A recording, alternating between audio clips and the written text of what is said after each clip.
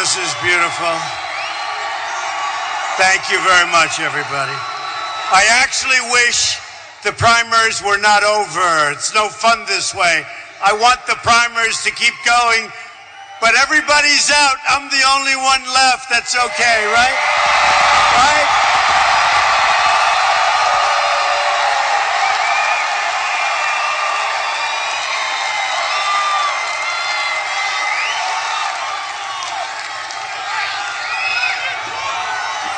Yeah, it ended 2 days ago, and we just kept going 1, 2, 3, 4, one after another, and we had a great time. I've never done this stuff before. Am I doing a good job?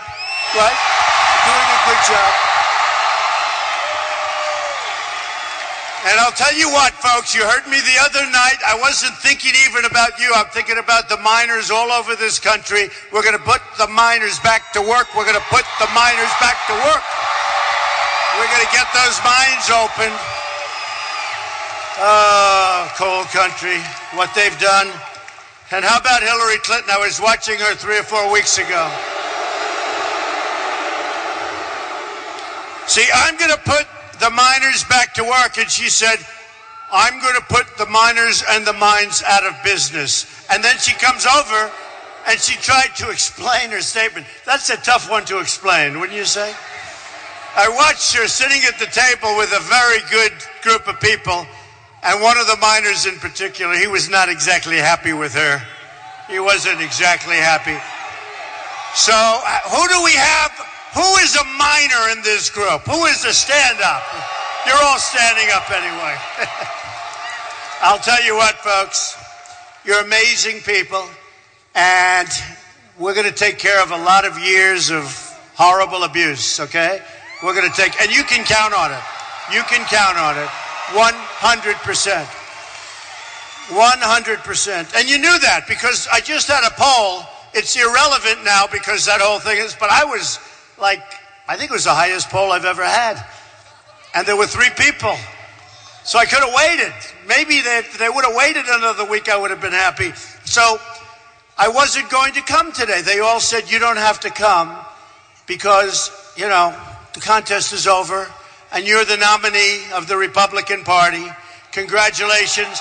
And, oh, you're going to be so happy. You're going to be so happy. But they said, you're now the nominee, and you don't have to come to West Virginia. I said, well, let me ask you, do they know I'm coming? Yes. How many tickets have you sold? How many people? Well, we have 32,000, but the arena holds about 15,000. I said, does that mean the place is going to be packed? Yes. Does that mean people are standing outside right now next to loudspeakers? Does that, you got more, as many as you have in here, you have more outside. I said, can you imagine? Now, we love the people outside, but your location is better. Do we agree, right? But, so I said, so wait a minute, you have like 15,000 people in here, and you have thousands outside, and we're going to notify the people of West Virginia that I'm not coming because I don't have to come. I've won all your delegates. I don't even have to do anything. There's no way I don't go to West Virginia. We're going to have fun, okay? We're going to have fun, right?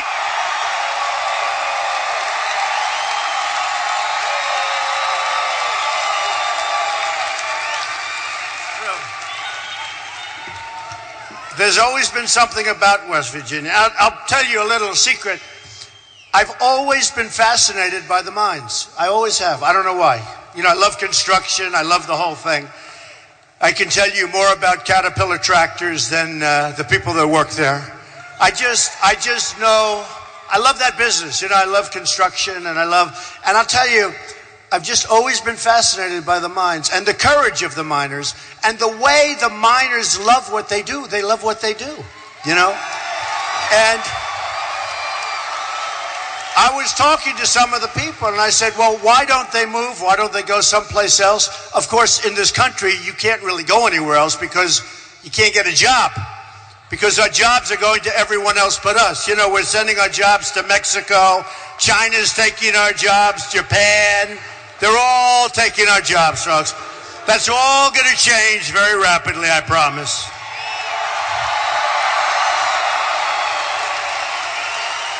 But the miners don't want to leave anyway. Is that right? You want to stay here. You want to open the mines. We're going to open the mine. I see over here, Trump digs coal. Look at that. Trump digs coal. That's true. That's true. I do. So I've always been fascinated by it. I've been fascinated by the whole sequence of doing it. It's incredible, the engineering now that's involved and the safety and all that's taken place over the last number of years, especially over the last 10 years.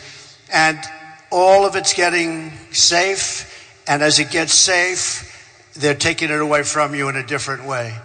And I just think you're amazing people. And you watch what happens. If I win, we're going to bring those miners back. You're going to be so proud of your president. You're going to be so proud of your country. You watch. And the other night, you know, we had a big night. We won Indiana. And that was a great night. And I had so much help.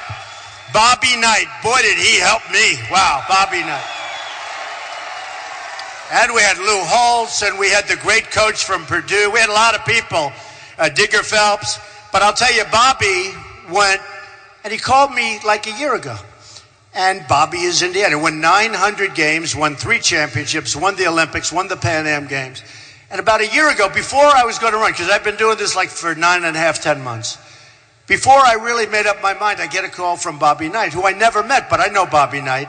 He's tough. He's smart, and he knows how to win. That's a good combination, right? By the way, that's what the country needs. And he calls me up, and I recognize his voice immediately. He goes, Mr. Trump, this is Bobby Knight. I hope you run. I said, Bobby, run for what? Okay? Because I'm telling you, I was 3-4 months away. He said, I hope you run, Mr. Trump. You run for president. You are going to make this country great again. I've been following. And you know what he is? He's an expert on talent. He's talent. And he said, I just hope you run. I said, well, you know, Bobby, I really appreciate it. I haven't made up my mind yet. But I'd love your number, and let me call you back if I decide to run. He said, well, you have my support. Call me back. So, you know, a lot of time goes by. And then the races, and I'm winning and doing really great. But you've been hearing me say it's a rigged system, but now I don't say it anymore because I won. Okay? It's true. You know, now I don't care. I don't care.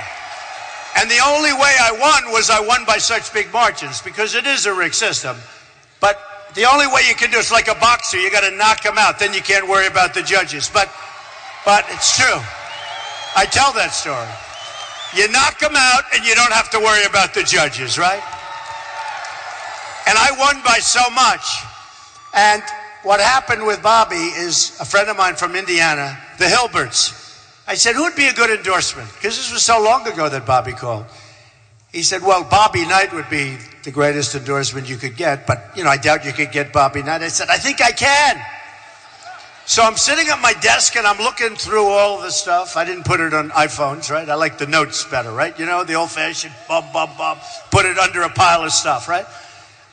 And I'm sitting at my desk, and I look, and there it is, Bobby Knight. And I call him up, and he picks up the phone, and we're just about ready to go to Indiana. And he goes, I've been waiting for you to call. I said, that's right, Bobby. You're going to endorse me? He says, I'm going to endorse you. I'll see you next week. And we went into an arena like this. And I will tell you, the place went crazy. So about a month and a half before, I was 10 points down. And then I went once without Bobby, just went. We had tremendous receptivity. And by the time, just for one day, and I left, and we were like 2 points up. And then I went for the final 4 or 5 days. I stayed there. And all I did was watch bad ads. I watched these horrible, phony ads done by people that, in my opinion, are not honest people. But they were really, well, some of them weren't so wrong, actually. A couple of them were. But for the most part, but bad ads. One of them was Club for Growth. They came to my office. They asked me for $1 million. I said, I'm not interested. And then they advertised against me. I mean, can you believe that? It's called Welcome to the World of Politics. So I'm looking, and one ad after another, and I said to my people, there's no way we can win. They spent $9 million or so. They had thousands of these ads in Indiana. I called my people, I said, there's no way. I just watched a program, at an intermission, they had 4 ads, all negative ads to Trump. And my guy said, no, you're going to win. I said, all right, let's see. And we won Indiana in a landslide. It was amazing. Amazing. It was amazing. And Bobby and all of the guys, they were incredible. That endorsement, though, was an amazing endorsement because he's revered in Indiana. And outside of Indiana, they know who Bobby Knight is because he's, generally speaking, beat your basketball teams. You know, it's one of those things. So that was great. And then a couple of weeks before that, I won New York in a landslide. And New York is good. Won everything. And the nice part about New York is they know me well. And the same thing with the ads. Negative ads, negative ads. You know that thing, never Trump. You know why it's never Trump? Because I'm going to stop the gravy train for all these consultants and all of these people that are ripping off our country. It's called the gravy train.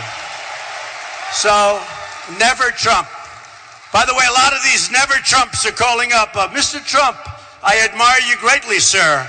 We'd love to join the campaign. I said, didn't you do a horrible ad of me 2 weeks ago?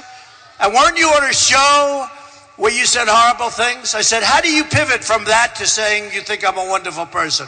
He said, no problem, sir. You know why? Politicians, they can do that. I have a hard time doing it. They can do it. So now it's really caught on and everyone's happy. And then we had, as you know, 2 weeks ago, we had 5. We had Maryland, which was unbelievable. All victories by landslides. We had Maryland, Pennsylvania, where the miners are there, and the miners there are just absolutely, they're dying for work. They're dying for work, and they're great people. They're great people. I don't know if they're as good as the West Virginia miners. What do you think? I don't know. I don't know. I don't know who's better. I don't know. They're damn good, but they're great people, and dying for work. And I was in Pittsburgh and I was around Pennsylvania. So we won Pennsylvania, we won Connecticut. And in Connecticut, I won everything from Greenwich to the poorest areas. They said he won Greenwich. We have very wealthy people. And he won the poorest areas, won everything. I won with men. I won with women. Very important. Boy. These people, you know, the media is the most dishonest group of people. But boy, they're killing me with the women, and I think I'm doing great. You know, every state I've won with women, big league. So I've won with men and women. I've won with rich and poor, highly educated, less than highly educated, white, African American. We've won with every category. So I won the 5 states. And then I won Indiana. So we won all of this stuff. And then it was all of a sudden like they just had enough. They couldn't stand Trump winning. And they couldn't stand the fact that a person that has never done this politically before, and a person that's self-funding his campaign, I don't take the contributions.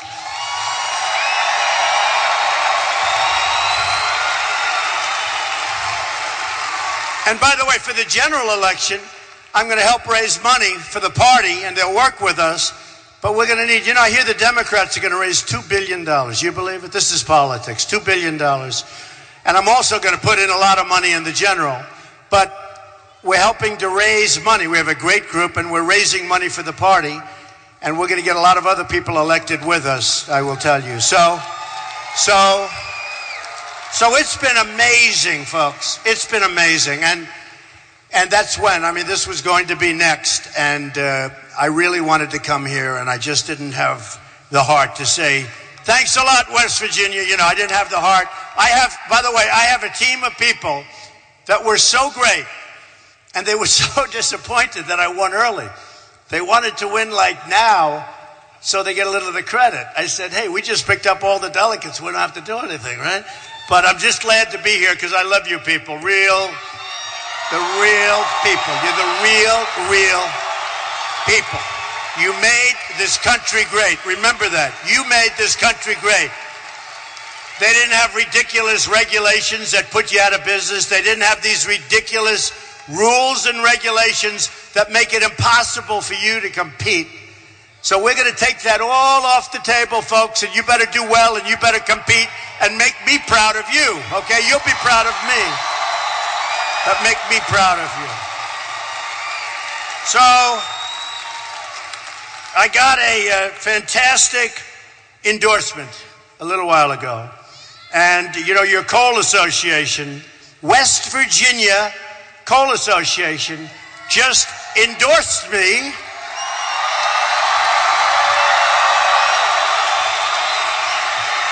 Well, let's put it this way. It was between me and Hillary. And we really affectionately call her Crooked Hillary, right? Crooked Hillary. No, it was between me and Crooked Hillary. And you know how long they said they were in the room? About like 20 seconds. That's how long it took. But I'd like to ask a couple of the guys to come up because they are fantastic people. And if I could have Chris come up and Bill Rainey and Chris, or I guess Chris is going to represent Bill. Bill's back there and getting up on the stage, not so easy for him right now. But Chris, come on up if you would, please. Thank you very much. I love this. See, I come here, I get an award. It's probably a hat, or it's probably a hard hat. I like hard hats. Let's see if it's a hard hat. It's a hard hat. It's a hard hat.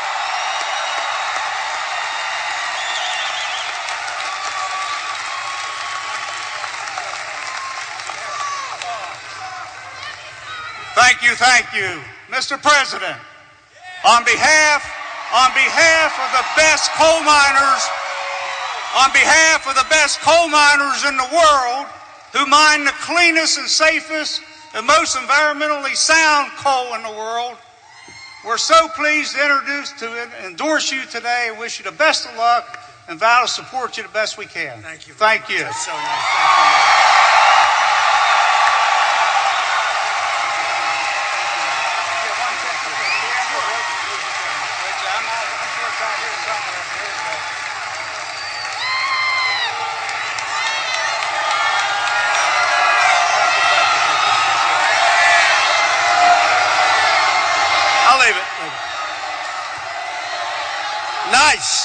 Nice. Y'all put it on, right?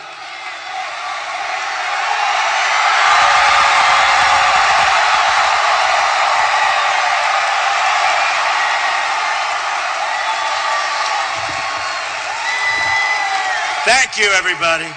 That is great. My hair look okay? Got a little spray.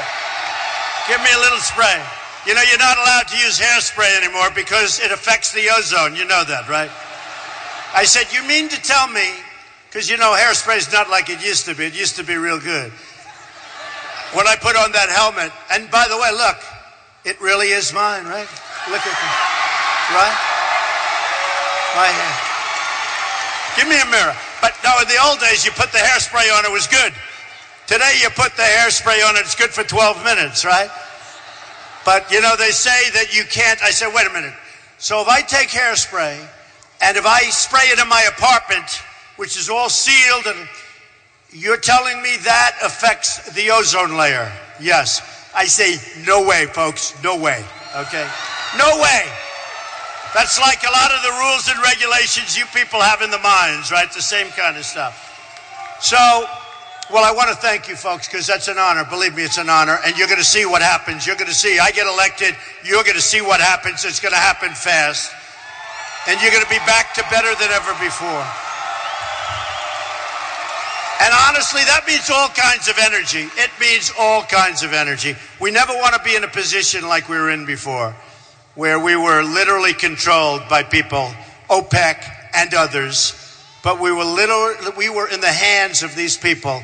Not going to happen again, folks. Not going to happen again. So congratulations. And now what I want you to do is save your vote. You know, you don't have to vote anymore. Save your vote for the general election, okay? Forget this one. The primary's gone. Save your vote for the general election in November, and we're going to show you something, and then you're going to show me something, okay? Look at that. Okay, thank you. So, we'll talk a little bit about trade and jobs. We'll talk a little bit about the borders. Are you big border people? Are you big borders, huh? A wall. Everybody wants the wall. We'll have the wall. We'll have the wall. Well, that's very nice. We'll build that wall.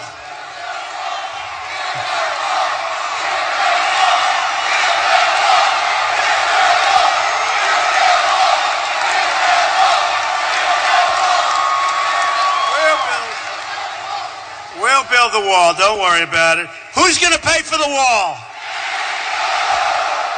Not even a doubt, okay? Although I must tell you, Vicente Fox was on television last night and he apologized, and I accept his apology. I thought it was very nice. Did you see it? Honestly, I thought it was very, very nice because I was giving him a little hard time about something. And he apologized. He was the former president of Mexico, and I thought it was very nice that he apologized. Okay? That's good. That's good. Because we're going to have great relationships with Mexico. But we need a border. We need, the border, just like I got from West Virginia Coal Association, the endorsement. Last week, I got the endorsement from 16,500 Border Patrol agents. First time in their history that they've ever endorsed a presidential candidate. So that was an honor, I will tell you. Very important. The country is in trouble. Not only the miners, not only coal, although I think your industry, probably because of regulations and nonsense regulations in many cases, but I think your industry's probably been hit harder than maybe anybody. But many industries have. The overregulation of our businesses is destroying families, is destroying jobs, is destroying businesses, and is really hurting our country. And in a sense, it's destroying our country. And we're going to change that. We're going to change it fast. When I came down the escalator with Melania, my wife, and I came down on June 16th, and I said, come on, we have to do it. And if you want to see the press, see all those press right back there? You have never seen anything like it. It looked like the Academy Awards. And they were all over Trump Tower. And it's not something I really wanted to do. I mean, doing this takes guts, like you have. But it's a different kind of guts. I don't think I have your guts. I don't think I have that, to be honest. But doing that took, a lot of courage. I didn't want to. I have this great company, this great business. I have a great family. It's just hard work. I've been you go away for a week and you make 3, 4, 5 speeches a day sometimes in front of massive crowds like this. So the press will never report how many people there are here. It's 28,000 people, including outside folks, but they won't report it. They won't report it.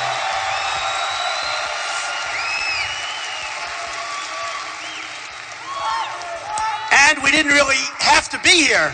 You didn't have to be here either because of the race being over. But you wanted to be here, and I wanted to be here. But I came down, and I talked about basically 2 things: trade and illegal immigration. And you know what? It was a pot of gold. And I don't say that as something that I'm proud of from the standpoint of winning. I hit a nerve because the country knew how out of control illegal immigration was. They knew how totally out of control. And they knew, and mostly from me because I've been talking about it for years on different shows on television, they knew from me, very strongly from me, they knew how bad our trade deals are. We have the worst trade deals maybe ever negotiated in the history of mankind. Other than that, they're wonderful deals, right? These are the worst deals. And let me tell you something. The Clinton administration, of which Hillary was definitely a part. She was a part of almost everything. Almost, I say, not everything. Almost.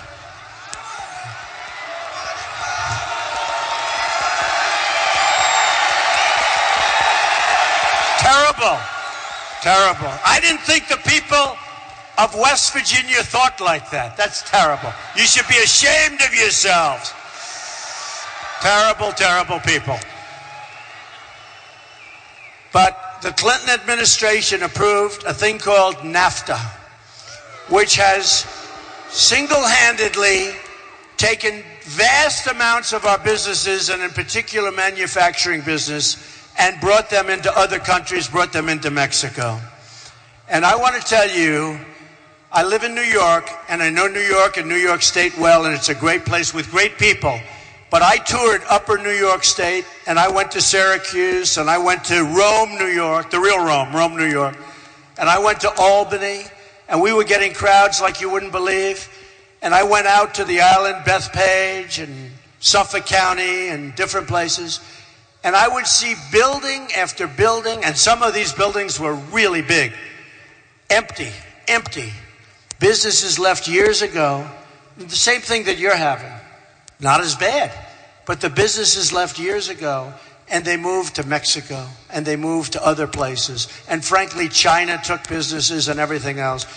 And I get these statistical charts. I have these statisticians that love that. I'd rather be a coal miner than a statistician, but what can I think? But they're good. And after about 10 different speeches in different states, because I'd go to Pennsylvania and Maryland, New York, I realized they're all the same. I didn't even need my statisticians, because it would say manufacturing down 50% from 10 years ago or 15 years ago. And all the same, a population down, median income way down. You know, many people in this room haven't had a pay increase in 18 years. 18 years. And you're working harder. You're working in some cases 2 jobs. And you're making less money. It's not going to be that way anymore, folks. It's not going to be that way anymore. Not going to be. 18 years, you're working harder, 2 jobs, you're making less money. Not going to happen. And what's happening is NAFTA was, again, I think it was probably the worst piece of economic development. You know what it was for? Economic development of Mexico, not of this country. These are people that make these deals that are either taken care of by their contributors and donors, or they're stupid. It's very simple. Or they're stupid. Or they have no common sense. They're incompetent. But I think they're not incompetent. I think they're much smarter. A friend of mine the other day saw a deal that was made. Smart guy, very smart, very successful. He said, Donald, how stupid could the politicians be? I said, they're not stupid, they're smart. They took care of one of their donors by allowing this particular deal to happen. He said, what do you mean? I said, do you think anybody would allow a thing like that to happen? And they took care of their donors. And you look at like the Clintons with the foundation, it's a disgusting situation, okay? Hey, you know what? I gave money to the foundation. I figured, maybe they'll use it properly. I didn't know they were going to use it to fly around in private jets, okay? A lot of people gave money to the foundation, but some of the money given, I mean, you take a look. What was given for the money? The whole thing is a scam. Our whole system, let me tell you, our system is broken. It's badly, badly broken. And if we don't fix it, we're not going to have a country left, folks. I'll tell you. We're not going to have a country.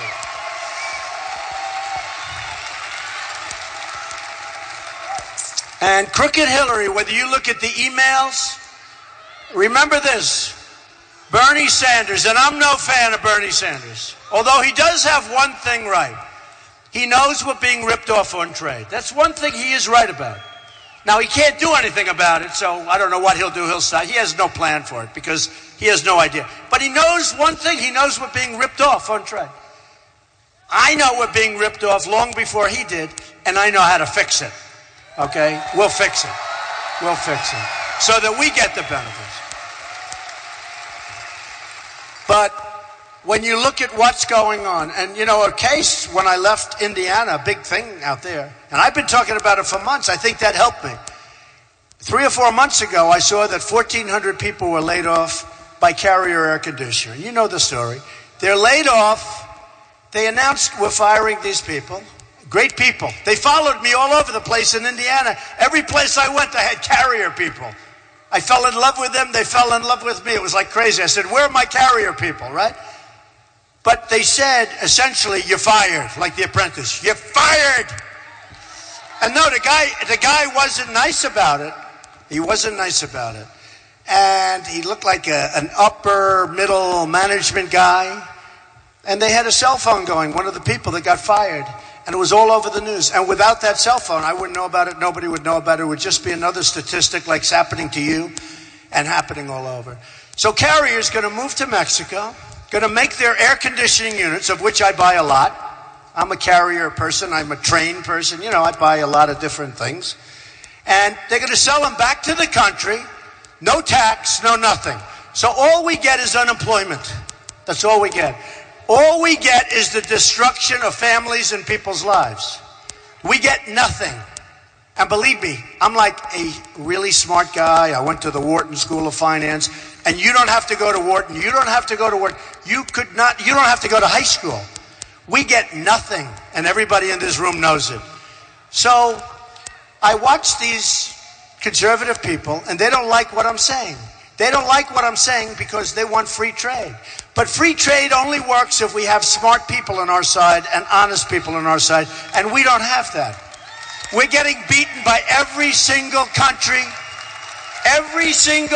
in the world that does business with us beats us on trade. We're losing over $500 billion a year trade deficit with China. We're losing $58 billion a year with Mexico. Not going to happen anymore, okay? We're going to balance things out. We're going to make it fair. We've rebuilt China. When I talk about the wall, these guys that were on the stage, and now I like them all. I love them. They're fabulous people. You know, after you win, you like everybody, right? I like them. Somebody said, do you like this one, because you spoke so harshly? I said, I love them. They're my best friends. But they would come up to me and they'd say, Donald, you know you're not going to build a wall. You can't build a wall. I said, why not? Explain to me why. Because I'm a really good builder. That's what I do best in all. Which is good.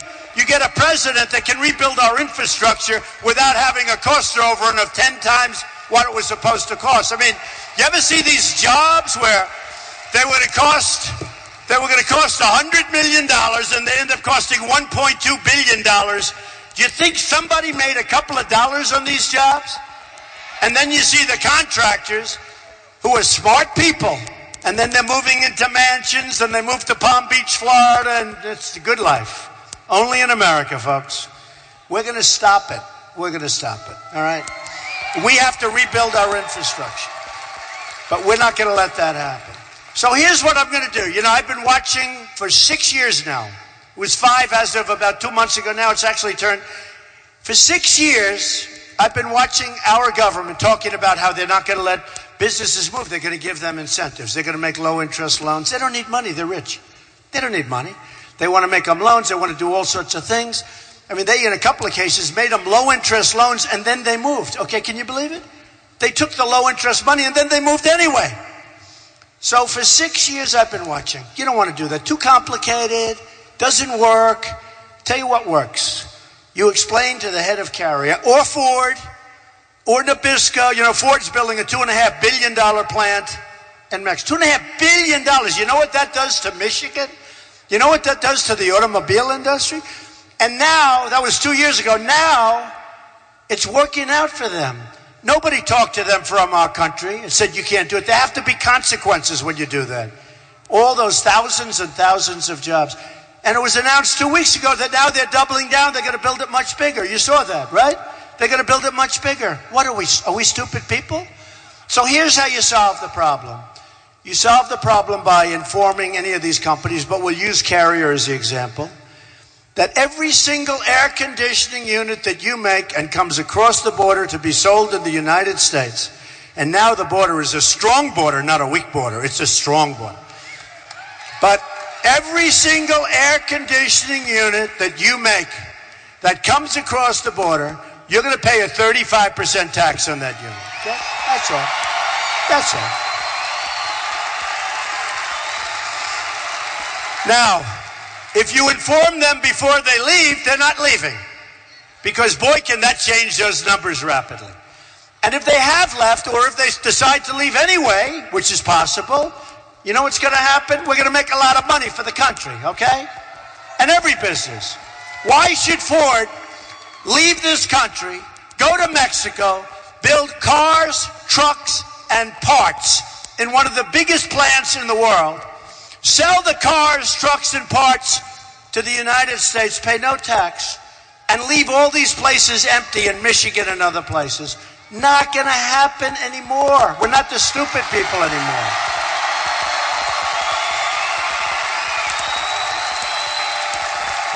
When they sell a car, and that car crosses the border, you know, in the old days, they'd just have it driven in by an illegal immigrant, drive right over the border. Right? Why not? Nobody stops them. Just take that car and drive it right over the border. What's happening with that is a disaster, okay? Illegal immigration. But why should Ford make these products, sell them to us, having let go of thousands and thousands of great workers, and why should they be able to sell it without a tax?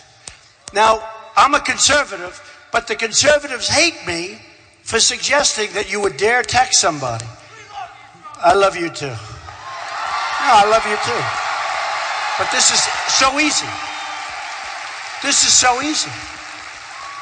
And I tell people, when I tell, and I want to do it myself so badly, but you know, they keep talking about presidential. It's not presidential.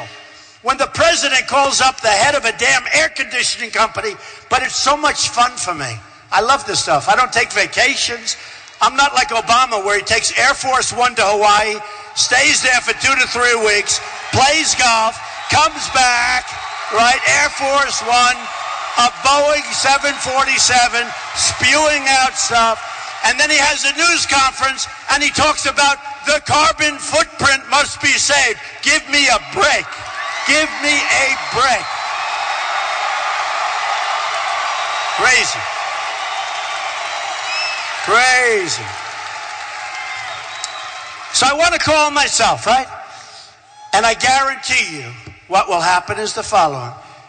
He'll say, Mr. President, I'll call you back. He'll then hire lobbyists, but they can't get to me.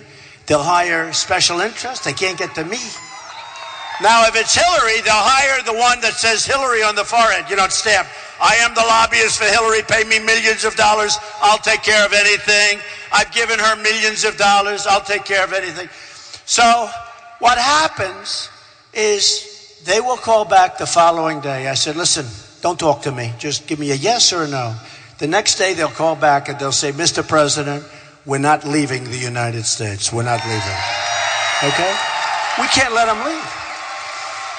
We are losing all of our jobs. And I'm not talking about mining jobs. I'm talking about every kind of job there is. You have a different predicament.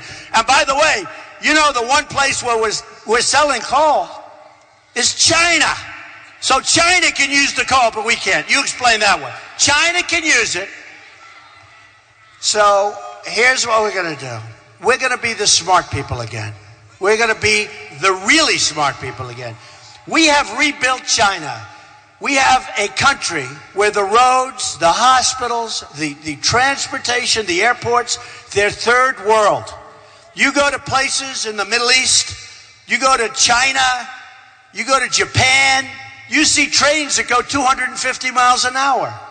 You see our trains that go chug, chug, chug on tracks that are 100 years old, right? Right? We're like a third world country. So we're going to change it, folks. We're going to change it. We're going to change it. Now, just to end up, first of all, you know, I usually say you're going to leave here and you're going to go home and you're going to say the country started winning, but you're going to go out and you're going to vote. I don't have to say that anymore. I can come back because I'll come back. But in November, you're going to go out and you're going to vote. That's going to be the greatest vote you ever cast, okay? The vote was supposed to be on Tuesday. But now I can say stay home, but get twice as many people in November, right? Because we have to win. We have to win the general election. We cannot take Hillary Clinton anymore. We cannot. We've had enough of Clinton. You know, again, NAFTA was given us. It was given to us by Clinton. That was a Clinton deal signed by Clinton. And it's been the most destructive thing. We can't take any more of the Clinton stuff, which is another 4 years of Barack Obama. You can't take it, folks. You want to have your minds closed 100%. And when she said recently, 2 weeks ago, and I watched it, I said, did she make a mistake? But when she said she's going to close the miners and close the mines, I got to tell you, you think she was kidding? Do you really think? Okay. And then she comes here 2 days ago and she's begging for your vote. Well, I didn't really mean that. I didn't really mean that. But that's her true feeling. That's her true feeling. Okay? See, she didn't have a teleprompter once, when she said that. That's why she uses a teleprompter. She uses a teleprompter because she can't make that kind of a mistake. Okay? I don't have teleprompters, folks. Is it better? Isn't it better, right? It's better. So here's the story. We all had a good time tonight. Considering the subject matter is no good. You know, the subject matter stinks. I mean, our country's in trouble, so the subject matter is bad. But the subject matter will be good because we are going to make America great again. It's going to be good, not bad. Good.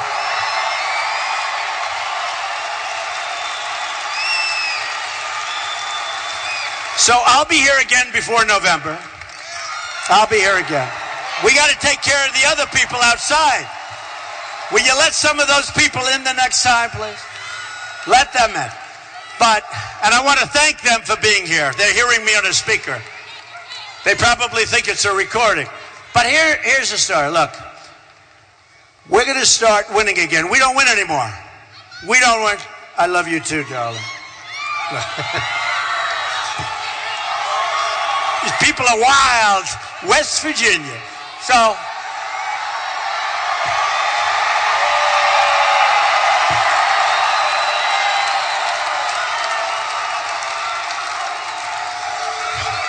and John Denver, by the way, was a friend of mine. He was a good guy, John Denver. That is a great song.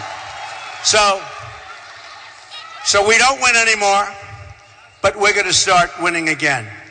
And we're going to win with our military. You know, our military has just been so far behind.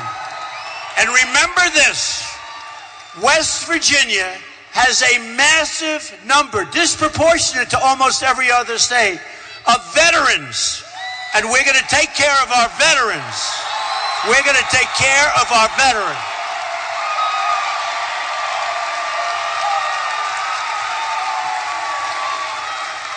We are going to take care of our vets. Our vets are our great people, and we're going to take care of our vets because they have not been taken care of.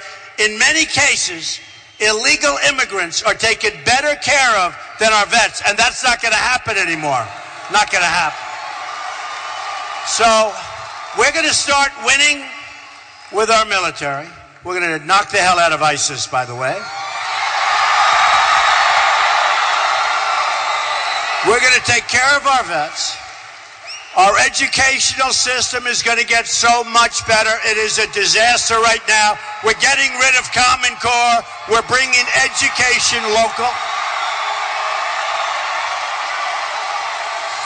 We're going to repeal and replace Obamacare, which is a disaster.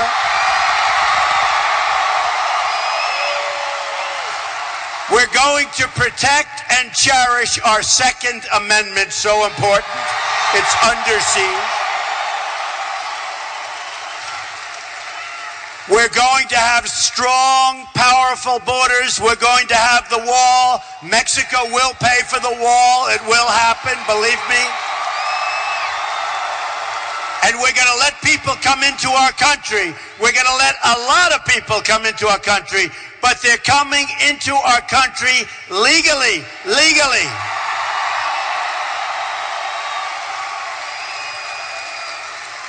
And we're going to make great trade deals. We have the greatest business people and the greatest business minds in the world. We're going to use our great business people to make our trade deals. They're dying to do it. They don't want money.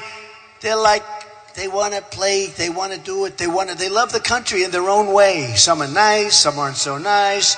But I have the backing of some of the greatest business people in the world. They want to do it. They want to see America be great again, and we're going to do it. So we're going to take these horrible, horrible trade deals that are made by people that have absolutely no right to be dealing with the top people of China, the top people of Japan. These are political hacks, and we're taking it away. And we are going to make, instead of these horrible deals, we're going to make unbelievable trade deals that bring jobs and money and economics back to our country. All right? Back to our country. So you've got to remember, in November, seems a long time away, but it's not far at all. And I'll be back, I'm sure, more than once or twice even, because this is a very important state to win. This is a very important state to win. But you, your family, your friends, you're all going to get out to vote. And I will tell you, you will look back and you will say it was the single greatest vote you ever cast. America will be great again. We'll be America first. We'll start winning, winning, winning. And you are going to be very proud. And for those miners, get ready because you're going to be working your asses off, all right? Thank you, everybody. Thank you. Thank you.